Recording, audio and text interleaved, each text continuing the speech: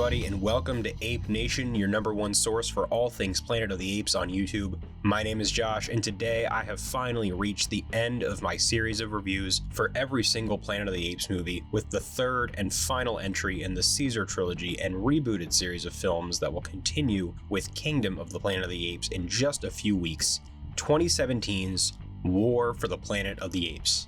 If you like what I do here and want to show your support, be sure to hit the like button on this video, subscribe to the channel, and hit that notification bell so that you can stay up to date on all things apes. As always, before we get started, let's first take a little bit of a deep dive into the behind-the-scenes history of the film. In January 2014, after seeing his cut of Dawn of the Planet of the Apes, 20th Century Fox signed Matt Reeves to return as co-writer and director for a third movie in the reboot series, along with co-writer Mark Bomback, with Rick Jaffa and Amanda Silver serving as producers, and set a release date for July 29, 2016. In May 2015, the title was first revealed to be War of the Planet of the Apes, but by October 2015, it had been retitled to War for the Planet of the Apes. After Matt Reeves and Mark Bomback had such an accelerated production schedule for Dawn due to joining the film less than 2 years before the release date, Fox wanted to give the duo more time to write and make the film, and the release date was soon delayed a year to July 14, 2017. In interviews for Dawn, Reeves talked about the inevitable war Caesar would have with the humans.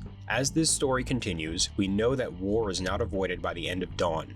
That is going to take us into the world of what he is grappling with, where he is going to be thrust into circumstances that he never ever wanted to deal with, and he was hoping he could avoid, and now he is right in the middle of it. The things that happen in that story test him in huge ways, in the ways in which his relationship with Koba haunts him deeply. It's going to be an epic story. I think you've probably read that I sort of described it where, in the first film, it was very much about his rise from humble beginnings to being a revolutionary. The second movie was about having to rise to the challenge of being a great leader in the most difficult of times. This is going to be the story that is going to cement his status as a seminal figure in ape history, and sort of leads to an almost biblical status. He is going to become like a mythic ape figure, like Moses. Toby Kebbell, who portrayed Koba in Dawn of the Planet of the Apes, had expressed interest in reprising his role or performing as other characters, and did ultimately return to play the character in a few brief dream sequences. Plans to include Koba in a larger role in the film were abandoned early on, with Mark Bomback saying, "If you stayed until the very end of Dawn of the Planet of the Apes, you hear Koba's breathing. We did that to give us a tiny crack of a possibility that we could revive Koba if we wanted to. Very early on in spitballing, we realized there was nothing more to do with Koba, certainly nothing that would exceed what he had done in the last story, but we knew we wanted to keep him alive as an idea. In playing out the reality of what happened at the end of the last film, Caesar would be traumatized by having to kill his brother. That would have resonance, and we wanted to make sure that did not get lost. So the answer was that we could go inside Caesar's mind at this point and revisit Koba that way." By October 2015, Woody Harrelson had joined the cast as the main villain, alongside actors Steve Zahn, Gabriel Chavarria, and Amia Miller, with Judy Greer, Terry Notary, and Karen Knoble reprising their roles as Cornelia, Rocket, and Maurice. As with Rise and Dawn, the visual effects for War were created by Weta Digital. At New York Comic Con in 2016, Matt Reeves explained that he and Mark Bomback were influenced by many films before writing. He said, "One of the first things that Mark and I did, because we had just finished Dawn, was that we decided to watch a million movies. We decided to do what people fantasize what Hollywood screenwriters get to do, but no one actually does. We got Fox to give us a theater, and we watched movie after movie. We watched every Planet of the Apes movie, war movies, westerns, Empire Strikes Back. We just thought, we have to pretend we have all the time in the world, even though we had limited time. We got really inspired." Additionally, during production, Reeves and Bomback were further inspired by films like The Bridge on the River Kwai and The Great Escape. Feeling that there was a need to include biblical themes and elements, they also watched biblical epics like Ben-Hur and the Ten Commandments. According to Reeves, the treacherous apes being nicknamed donkeys is both a reference to the video game character Donkey Kong and the fact that they are used as pack mules. Michael Giacchino, who composed the music for Dawn, would eventually return to do the score for War for the Planet of the Apes, and had written a few new themes for Caesar that would focus on the character's emotional side, with Reeves' idea of turning Caesar into a sort of mythical and historical character. The film was shot from October 2015 through March of 2016, with filming taking place in Vancouver, as well as throughout other parts of Canada and Death Valley National Park in Eastern California. The film was made for a budget of $150 million and was released on July 14, 2017, to both critical and audience acclaim, but ultimately stumbled at the box office due to heavy competition from Marvel's Spider-Man: Homecoming and Christopher Nolan's Dunkirk being released that same month. The film made a total of $490.7 million worldwide, a $220 million decrease from Dawn 3 years prior. Just like the previous two films, War for the Planet of the Apes was nominated for Best Visual Effects at the 2018 Academy Awards. So, getting into my actual experience with War for the Planet of the Apes, something I mentioned when talking about my first viewing of Dawn back in 2014 was that I was initially underwhelmed by that movie. And that was primarily due to so much expectation and what I thought was going to be and speculating about what the movie was going to be and all that kind of stuff. And ultimately, I didn't get the movie I thought I was going to get, but eventually later on, I'd rewatch the movie more and more, and I ultimately loved that movie so much and embraced what it was. And because of that experience, I went into War with much different expectations, meaning really I went in with no expectations. You know, I watched the trailers and I'd kept my eye on the news and theories and stuff, but I wasn't as into it. I was keeping my distance from it a little bit. I still watched all the trailers. I still,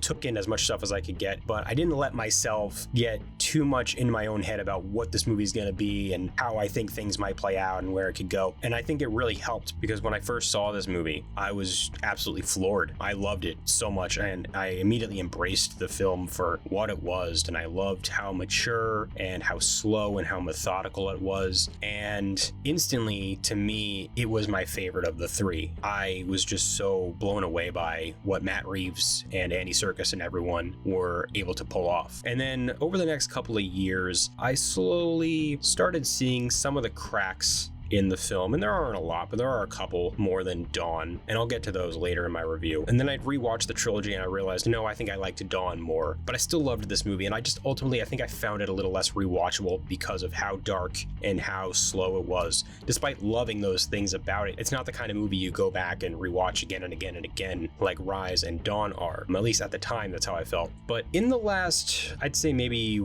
2 or 3 years, I've slowly come back around, and as I've gotten older, I think this might be my personal favorite of the trilogy. Despite the fact that Dawn is a bit of a better movie when it comes to the overall script and a couple filmmaking things that are just a little bit tighter, this movie, it's something really special, and I think it might be my favorite third movie in a trilogy ever. It's a really special film. It's a really beautiful film for a number of different reasons, and now I'm going to get into what those reasons are. 2 years after the events of Dawn of the Planet of the Apes, Caesar and his apes are forced into a deadly conflict with an army of humans led by a ruthless colonel. After the apes suffer unimaginable losses, Caesar wrestles with his darker instincts and begins his own mythic quest to avenge his kind. As the journey finally brings them face to face, Caesar and the Colonel are pitted against each other in an epic battle that will determine the fate of both their species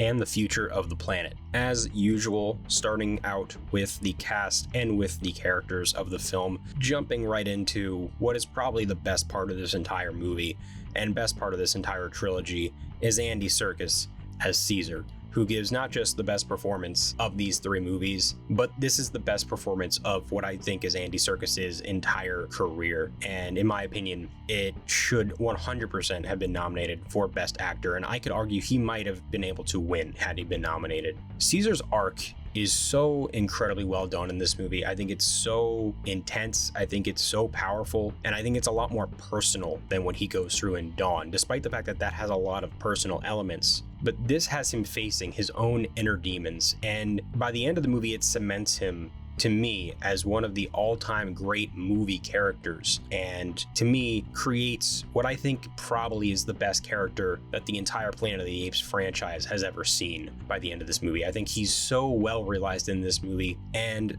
the level of power and intensity and raw emotion that comes from Andy Serkis in this movie. I mean, there are moments where you really just see in his eyes and you hear in his voice him just really going all out. And despite the fact that it's performance capture, despite the fact that it is a CGI mask over his face, you 100% see and feel and hear Andy Serkis in there all the way through. And it's something that so few actors and so few movies and so few pieces of filmmaking have ever been able to achieve when it comes to creating a character. And I'm always in awe when I watch this movie about how incredible he is here in terms of both the character and the portrayal and the performance and everything going into it. It is just something unbelievable to behold. Getting into some of the other members of the cast, you of course have Terry Notary returning as Rocket and Karen Knoble returning as Maurice, and I think both give their best performances in this movie compared to the first two. And also the characters just have a lot more to do in this movie, and something I'll get into later is that we get to see a lot more of Maurice and Rocket and Caesar together as a trio, and I really love that about this movie. And it's because of that we get some really great moments with Rocket, we get some really funny moments with Maurice, and so I love that in this basically swan song for Caesar, we also get some of the best moments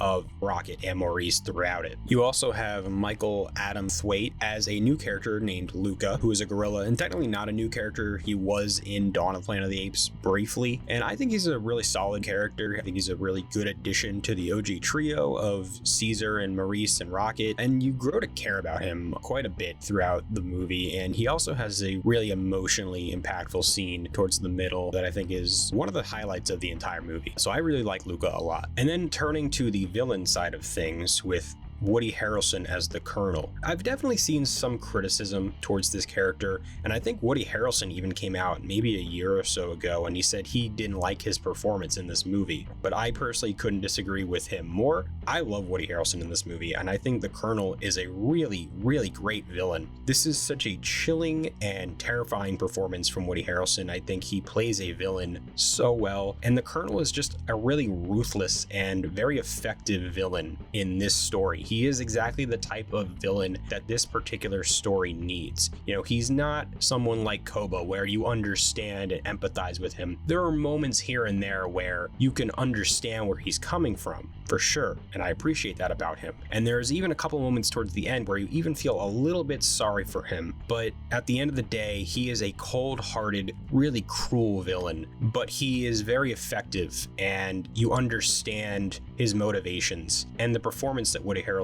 gives really drives that home. He is just completely ice cold, and he's really scary, and he's really menacing, and he really does a great job at making this character one that I think is a worthy adversary for Caesar in his final film. Then you have Amia Miller as Nova, the new human character, who I personally really enjoy. I think she is really sweet. I think she's really lovable. And I think especially for a child actor, because I think she was maybe 10 or 11 years old when she filmed this, I mean, especially for a child actor with no dialogue, she does a really, really good job. And I am really impressed by her performance in this movie. And I think the character, and especially her dynamic with Maurice and with Caesar and with Luca, and overall, I think she adds a really interesting, different perspective and different kind of personality to the movie and helps build out this crew of characters that we take on this big journey. Another new human character we have is Gabriel Chavaria as Preacher, who honestly I think is one of the weaker parts of the movie. I think this is a really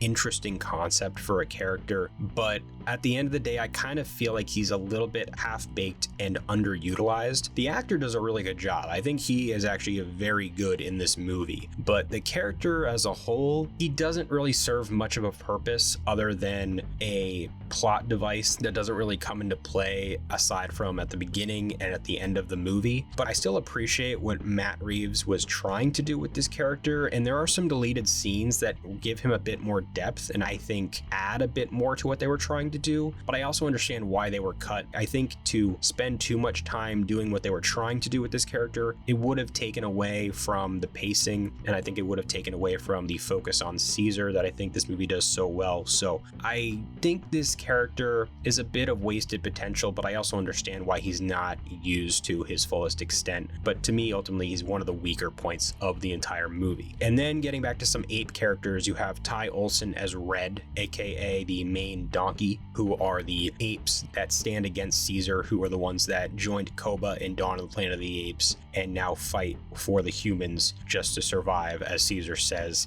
And I honestly think that this character is one of the most underrated aspects of the entire movie. Honestly, one of the more underrated aspects of the entire trilogy. The character of Red has a really strong arc throughout the movie that is sprinkled in throughout. I like his dynamic with Caesar. I think the two of them have this really interesting relationship. I think it's a really fascinating way to address the fallout of what happened with Koba without spending too much time on it, you know? It builds out what the kind of post-Dawn and post-Koba world is without having full scenes that are just talking about what happened and going into all the ins and outs and all the turmoil and aftermath of what happened there. So I really like this character a lot. I think the actor does a really great job. And to me, he's one of the standout parts of the movie that I think doesn't get talked about quite enough. And then finally, we have Steve Zahn as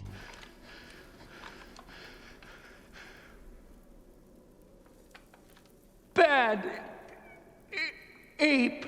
Now, this is a character that I do know that some people really do not like at all. I think it's mostly a minority, but there are definitely people who don't like this character at all. And I understand why. This is a character who, on paper, could have been a complete disaster. If not handled correctly and not handled in the way that works and makes sense and with the right amount of care, this could have completely derailed the entire movie. Fortunately, you have an actor like Steve Zahn, who could not have been more perfectly cast, and you have a filmmaker like Matt Reeves who understands when and where to use comedy in such a dark movie. And the result is a really lovable, but also really heartbreaking, but also hilarious character in Bad Ape. He is what I think is very much needed comedic relief that rounds out what is a very dark, very grim movie at its core. But I think that comedy is needed because you have those moments where he relieves the tension, but he still feels like a real person. It's not just gags. It's not just throwing one-liners and jokes, which he doesn't really do any of. The comedy just comes naturally from who his character is. And who his character is, I think, is a very touching and very sweet-natured, memorable person who, if they were to ever do a Cornelius sequel series or something like that down the road that takes place after these movies, he needs to be in it, because I wouldn't want to see a continuation of War without following up with what happened with Bad Ape, because I love this character so much. I think he's so funny. I think he is, in a way, kind of a part of the heart and soul of the movie in a way. And so I understand why some people don't like him, but I love him, and to me, he just makes the movie even better than it already is. And actually, I think it wouldn't have worked quite as well without him, because in a movie that's so dark, that's so dour, that is so borderline depressing, you need moments of humor, you need moments of levity, and he provides that in the perfect amount, in my opinion. Getting into the story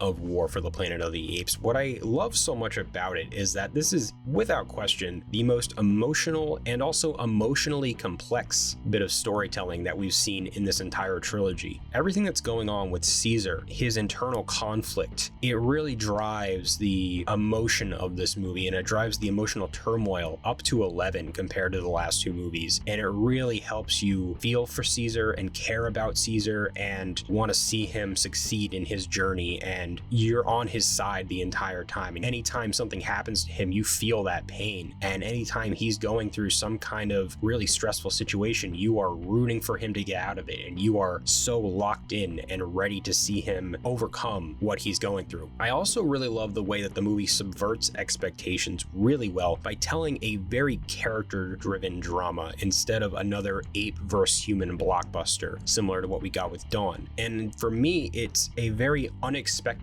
fitting type of film for a next and final chapter, the same way that Dawn was a very unexpectedly fitting sequel to Rise. And it really rounds out this trilogy in creating three distinct movies where they all feel like one cohesive story, but every movie feels radically different from the last one. By having this movie be a much different type of third act and a much different type of blockbuster, it really really cements itself as its own standalone film that is drastically different from the last one and the one before it, but still feeling like it is a continuation and part of that story. Like I talked about before, there is a lot more of Caesar, Rocket, and Maurice together in this movie, and that's another element of the story that I really like a lot. The friendship between these three has never been given more time to thrive. I think these three characters on screen together just makes for a really great and enjoyable dynamic. Of course, you also have Luca in there, but Luca wasn't really a part of the crew until this movie. He's in the last one, but barely, and then in this one he joins, and I do like him as a character, but at the end of the day, it's Caesar, Maurice, and Rocket who are the core crew that we have come to know and love, and I love seeing them at the forefront of this movie. And again, it gives us a lot more moments between Caesar and Maurice and between Caesar and Rocket. There's a really great scene towards the end of the movie where Caesar and Rocket say goodbye to each other. All right, you must go.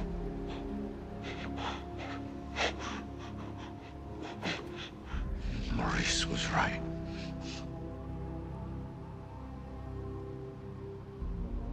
I am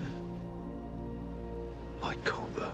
It hits me every single time. I think it's a really beautiful scene between these two characters, especially when you look back at how these two started in Rise of the Planet of the Apes as enemies, and now they are best friends. And I really love that arc that we've gone on with them when we get to that point in this movie. But speaking of Caesar, another thing I really love is how strictly focused this is on Caesar compared to Dawn of the Planet of the Apes. I mean, it's much more similar to what was given in Rise of the Planet of the Apes, where it is laser focused on his story, his character journey, and it gives him all the time needed with him for his final movie. And I really, really appreciate that. And it, in a kind of different way, does what a lot of great trilogy cappers do, where it ties things back into the first one, or it harkens back to the first one in a way, and it reminds you of why you fell in love with this character to begin with. And it also really goes a long way in doing what Matt Reeves said he wanted to do and turning Caesar into this Moses-like figure, and it feels very biblical, epic inspired. And I think they pulled that off pretty much perfectly. I love the way that Caesar's handled in this movie, and I love how much it is just about him, and we get to just spend time with him on his journey. And then there is the development and evolution of the apes and further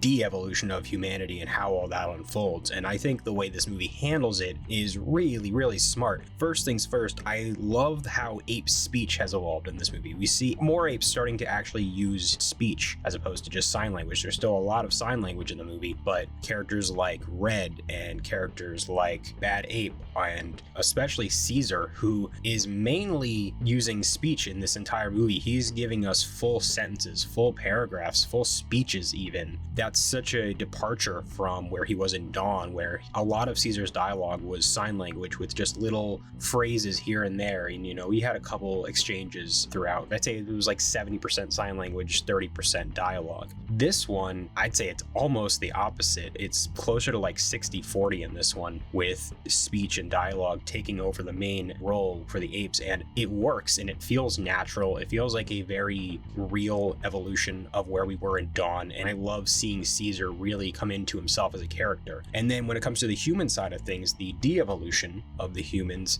the way that it taps back into the ALZ by using it to make humans mute, which is such a smart way to take things with the virus, because the original intent of the ALZ-112 was to be a cure to Alzheimer's. What is a major element and effect of Alzheimer's for people who have it? They're no longer able to have higher brain function. They're no longer able to speak at a certain point. That's what the ALZ virus eventually does to humans, but in a wiping out the planet type of level. And I think using that as a way of which to take humans out of the equation was such a smart decision. I remember when I first saw the movie, in fact, the scene where the Colonel lays it all out for Caesar and explains that to him, I was just blown away. I was like, oh my God, that's so smart, so clever. Their medic had a theory before he stopped speaking, that the virus that almost wiped us out, the virus that every human survivor still carries, had suddenly changed, mutated. And that if it spread, it would destroy humanity for good this time. Not by killing us, but by robbing us of those things that make us human. Our speech, our higher thinking would turn us into beasts. You talk about mercy. What would you have done? I think the way that this movie deals with evolving the apes and de-evolving the humans is really, really well done. And also just in terms of the aesthetic and the way the movie looks, this is, I think, the best looking Planet of the Apes movie ever. I think it is better looking than the original film. I think it is a better shot film than the last two. The cinematography is artful in a way that even the last one, which I think had a lot of those elements to it, especially with the action scenes, but the entire movie is just so artistically shot, and every shot really just feels like it's done with purpose and trying to tell a story visually. And it really is impressive work from everybody involved. It is just such a visually stunning movie. I know some people kind of aren't huge on how muted a lot of the colors are in these movies, and to be honest, that's kind of Matt Reeves' thing, is muted colors, but I think it works incredibly well, and I think he does it in a way that looks aesthetically pleasing and fits the tone and adds to the tone of what is going on in the story and what's going on with the emotions and the characters of everything. So I just overall really love the look and visual aesthetic of this entire movie. Going from the actual look of it to how it's put together, the first thing I really want to talk about is the tone. This is a very dark movie. It is a somber movie. It is a sad movie. It is a, like I said earlier, borderline depressing movie at times, but the tone, as dark and as sad and as somber as it is, it's very effective, and it feels perfectly fitting for the final chapter in a trilogy, especially this particular trilogy, and it sets itself apart from other trilogy cappers that are much more triumphant and much more action-packed and much more uplifting. You know, look at movies like Lord of the Rings Return of the King, you look at Star Wars Return of the Jedi, Last Crusade, Back to the Future Part 3, you know, you have all these big iconic trilogy cappers that take things out on a high note that people love, and this movie, I think, does go out on a high note, but in a different way, in a much more emotionally effective way. And I think that is largely due in part to the tone, and because it sets itself apart from the other two films, which already set themselves apart from each other. I also think that the dialogue in this movie is so incredibly well written. Some of the monologues that are given to the Colonel, that are given to Caesar, there's a monologue at the beginning of the movie that Caesar gives that is so well done, so well written. Andy Serkis's delivery of it is so powerful. I did not start this war. The ape who did is dead. His name was Koba. I killed him. Now, I fight only to protect apes. This is already a very visual heavy movie, that the story is told a lot through visuals, but when there is dialogue, it really just makes the movie that much better, because when there is dialogue heavy scenes, it's so engaging to listen to. It's smart and well written and feels real, and it's powerful and it's moving stuff. And also the stakes of this entire thing, they have never felt higher. And I think that's largely in part due to the heightened intensity and dark tone, but it's paired also with the severity of the story that's being told here. For a large part of this movie, it is a revenge story. It is a story about Caesar on a mission, on a solo mission to get one person, and the things that come along with that are intense, and the things that come along with that are dark, and they're sad, and they're violent, and it's a very high stakes story with a lot at risk here. And to me, I think that is again another thing that is perfectly placed in this third entry in the trilogy. I also really appreciate, and this is just a personal thing as someone who loves those big scale epics, but I love how grand and epic and massive in scale that this movie is. And in some ways it's the smallest story of the three, but the way it's presented makes it feel like the biggest. And I love that, because you have this really grand, like Matt Reeves has said, biblical epic inspired feeling film, but it maintains that really intimate and personal storytelling at the core. And so what you're left with is this massive feeling movie that you're really emotionally connected with and are so sucked into this journey that feels very much like those old Hollywood epics. And similar to some of those epics in certain ways, that slower pacing, I think, works really well with this kind of story, and it helps elevate the film as a whole. pull. It doesn't hold your hand, and it trusts the audience to not need an action scene every 30 minutes. There's a lot of time spent in this movie where characters are just sitting around, feeling helpless, and they're just walking, being sad, and trying to figure out what to do. And, it goes even further than that, where they're just locked in cages. A lot of this movie is that, and I understand why that puts some people off, but for me,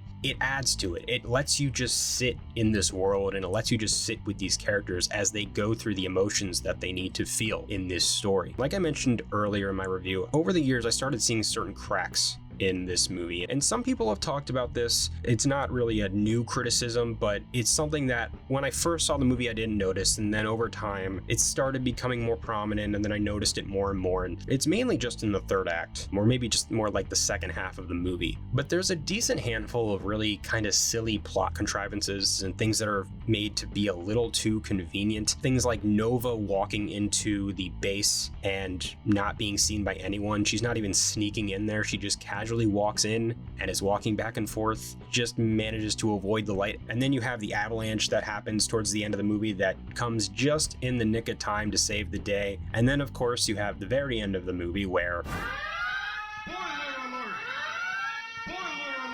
Caesar doesn't die quite until it's convenient. He gets shot towards the end of the movie, and we have that big moment, and then conveniently he makes it all the way to where he needs to go, and then he dies. And while all of these things I think are a little forced, and to be honest, none of these really truly bother me individually, it's just the fact that they start to mount up when you have this happening, and then this happening, and then this happening. That all being said, as much as I do recognize those screenwriting flaws, at least I consider them screenwriting flaws, I don't really care, and it doesn't matter, because the emotion and the characters are so well done. That end scene with Caesar is so powerful and so heartbreaking that I don't care what just happened. The scene with Nova walking into the base, yeah, you can argue about the logistics of it, but again, I don't care because it's so powerful. The music in that scene, the visuals in that scene. And again, going back to visual storytelling, there's not a single line of dialogue in that entire scene, and it's one of the most memorable scenes in the entire movie. So there are little things like that that do cross my mind when I watch the movie, but by the end of it, I don't care because it's just such a emotionally engaging and thought-provoking and beautifully well done movie that really just covers up for those flaws for me. Another thing that I really appreciate are all of the homages to the OG films, and there's actually a handful of nods to Beneath the Planet of the Apes in particular. There's obviously the nod to Alpha Omega, and then there's of course the Nova scene, which I really like. I remember seeing that scene in the theater and just getting so excited.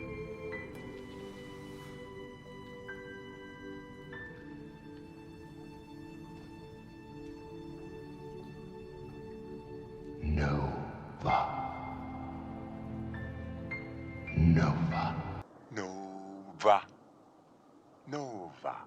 And then there's also a little thing that not everyone has noticed, but there's a wall or something with something spray painted on it and says the only good ape is a dead ape, which is obviously a reference to General Ursus's line from Beneath the Planet of the Apes. And there's a handful of others, but those are some of the ones that have always stuck out to me that I really enjoyed and I thought were fun. And then just in general, I think the second half, while it does have those logistical issues that I just talked about, something I really like about that second half is how it feels like almost a larger scale callback to the ape sanctuary scenes in Rise of the Planet of the Apes. And it does that thing again where it calls back to what you loved about the first one and it ties things back into the first one. And that's something I've always really enjoyed. And it's another one of those things that makes this movie feel unexpected, but also earned. The one other aspect of this movie I wanted to talk about as far as the directing and the filmmaking goes is the actual war scenes themselves. I'll talk more about the actual war and the debate about how certain people feel about this movie being called War for the Planet of the Apes a little bit later.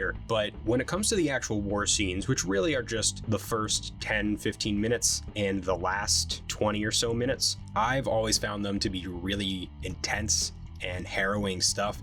It's incredibly grounded. I love that very almost apocalypse now feel to it, and I really think that Matt Reeves did a great job at taking a very real world, intense feel and bringing it into the end of this trilogy. As for the visual effects, I've already talked at length about how impressed I was by the visual effects in Dawn, and somehow they topped them in this movie, because to this day, and this movie is 7 years old, this is the most impressive CGI that I have ever seen in any movie in my entire life. And I've seen a lot of movies. The photorealism on these apes is so next level that I can't even fathom how it was put together. There are shots in this movie that I'm still convinced was someone wearing a costume. There's a couple shots in particular of Red, of Winter, the albino gorilla, and of Caesar that I look at and I go, how the hell was this made in a computer? Because it doesn't add up to me. Because the photorealism, the movement, the fur, the little human touches, those little twitches and things like that, and every little detail, it's incredible. And I just don't understand how this is even possible. Just kudos to the people at Weta and every artist that worked on these movies, because without them, these movies would not be possible. It's phenomenal what they were able to do visually, and I can't even imagine what they'll be able to do with Kingdom and any movies beyond that. Getting into the music, once again, the score was done by Michael Giacchino, who did the music for Dawn of the Planet of the Apes. And I will honestly say, I think this is my favorite musical score in the entire Planet of the Apes saga. It is very close with Jerry Goldsmith's, if not better. And it is so emotionally moving, and it's really beautiful music. And there's a specific piano theme. Obviously, if you've seen the movie, you know what it is, but there's a piano theme that plays throughout this movie, and it's one of my favorite pieces of music that I think has ever been made for a movie ever. It's really haunting, it's really beautiful, but I also think it perfectly captures where Caesar is at in this story.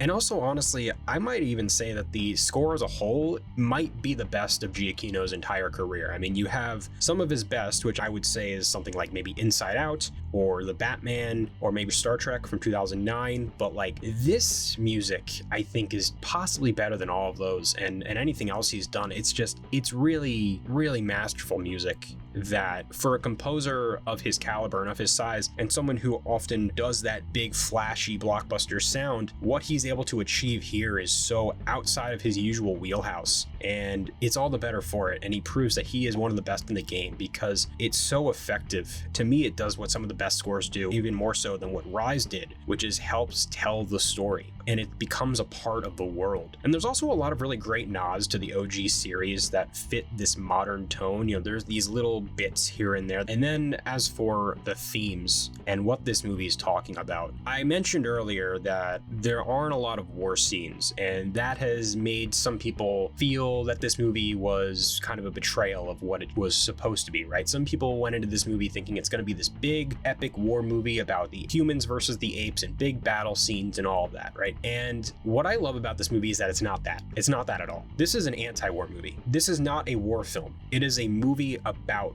war, and it's about the horrors of war and what it can do to even the best of us, the people that are as good as Caesar, who you would think are incorruptible. But at a certain point in this movie, Maurice says to him, now you are sounding like Koba. And that's what war can do to even good people like Caesar. And I love that this movie taps into that, because it's something that some of the other Planet of the Apes movies, mainly more in the original series, have kind of flirted with and have tapped into a little. But this movie just goes head first into this idea, and it explores it with its main character all the way to the end of the movie. And I also like that the way that the movie explores things like survival ethics of war and just of a post-apocalyptic world in general. I think it touches on those elements in a really interesting and thought-provoking way. And so when people say that this movie was mismarketed, or it should have been called something else, or that it should have been more about the big ape versus human battle, I understand wanting to see that, but at the end of the day, what this movie gives me instead is something that I think is a lot more interesting, is a lot more fitting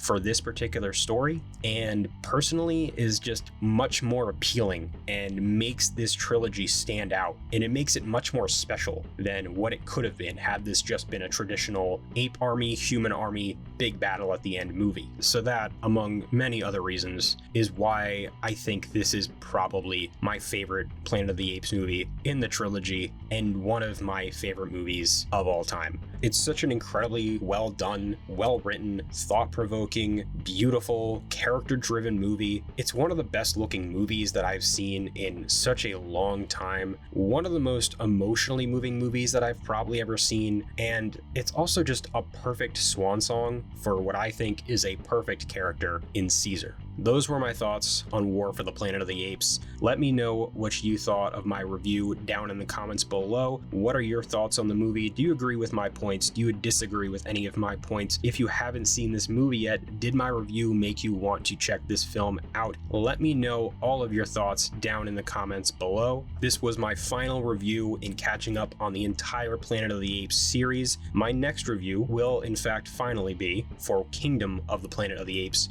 when that comes out on May 10th. I will have my review out a couple days before that when I go see an early screening, but until then, thank you so much for checking out today's video here on Ape Nation. If you liked this video, be sure to hit the like button, subscribe to the channel, and hit that notification bell so that you can stay up to date on all things apes. I'll catch you in the next one, so until then, goodbye.